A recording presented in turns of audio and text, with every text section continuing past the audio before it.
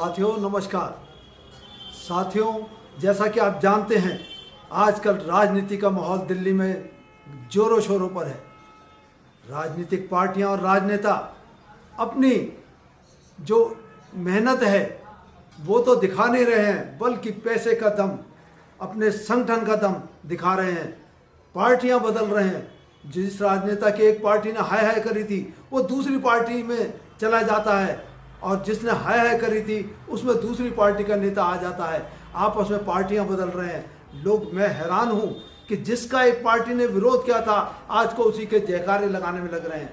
तो मेरा मानना है कि ये नेता मस्त हैं और जनता त्रस्त है, क्योंकि जनता को जन समस्याओं का सामना करना पड़ रहा है। महंगाई अपने चरम पर है और गंदगी का पहाड़ है दिल्ली के अंदर। आपने देखा यमुना प्रदूषित थी, लोग छठ पूजा नहीं कर पाए और अभी मकर संक्रांति का स्नान था, नहीं कर पाए। तो ये ऐसा ही चलता रहेगा। जगह जगह कूड़े के ढेर, सफाई की अवस्था, शिक्षा हमें मिल नहीं। दो चार एक आध स्कूलों को अगर छोड़ दिया जाए तो पूरी दिल्ली में स्कूलों का जो चेंज होना था, बदलाव आना था, जो ये कहते थे कि आधुनिक तकनीक से हम शिक्षा देंगे, वो नहीं आया। बेरोजगारी भी अपने चरम पर है, लोगों को रोजगार मिल नहीं रहा और उनके परिवार को महंगाई का से दो चार होना पड़ रहा है। जहाँ तक स्वास्थ्य का सवाल है, कोरोना ने इन सब नेताओं की, इन पार्टियों की पोल पट्टी खोल दी। जो लोग चुनाव में बड़े बड़े अपने टेंट लगाते हैं और आगे चुनाव जो पोलिंग स्टेशन के बाहर अपने टेंट लगा करके प्रचार करते हैं, उस समय जब कोरोना आया तो इन्होंने हॉस्पिटल के बाहर टेंट क्यों नहीं लगाए? क्यों नहीं उस समय लोगों की सेवा करी? तब ऑक्सीजन सिलेंडर नहीं मिला, दवाइयाँ नहीं मिली और परिजनों को जान से हाथ धोना पड़ गया। तो क्या हमें ऐसी ही व्यवस्था मिलेगी? नहीं।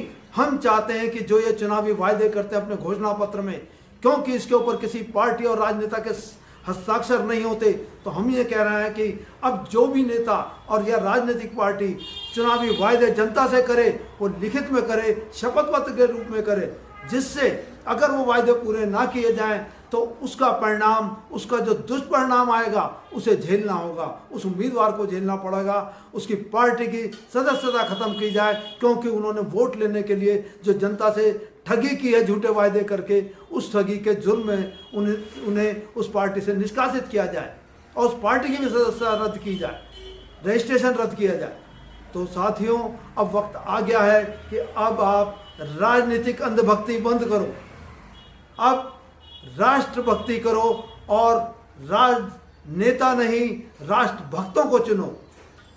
राजनेता नहीं, हमें अब जनसेवक ही चाहिए, जो जिनका पुराना रिकॉर्ड जनसेवा का हो, जनसेवा करके आए हों और जनसेवा करके ऊपर के विधानसभा में जाना चाहते हों, जिससे वो उन्हें अनुभव हो कि जनता किस तरह से पीड़ित है, किस तरह से त्रस्त है।